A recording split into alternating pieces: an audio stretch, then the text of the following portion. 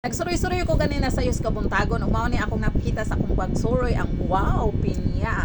So fresh na pinya from the farm, tapos ang yang baligya ni 50, ang inani siya niya 55 ang pinanitan. So nakakay choice kung unsay mong pilion, yung pinanitan na or kining walay panit. So may choice ka, nara na nimo. So ang akong choice kini siya nga wala pa paniti kay ako na magpanit kay 50 raman niya kato 55, so naa siya 5 pesos nimo ma-discount na ikaw magpanit. So yung ingon ang tindira, ate nganong ka na may mong pilion kiring pinanita na kay kana basta hindi ka umupanit, ako pa marunong ko magpanit oy kay taga bukid ko kung niadto nagtinda kog pinya. So karon ato ng panitan para makita usaon na to pagpanit.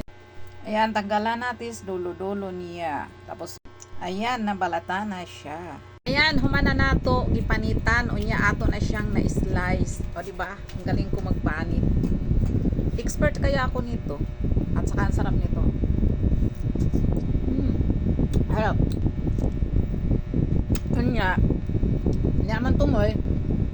Ayan, yan to sa bata pa ko. Pagkuhan kami ng nanipin niya, makuhag pa niya ako mama. Nanay ako itanong para nanapon mabunga sunod.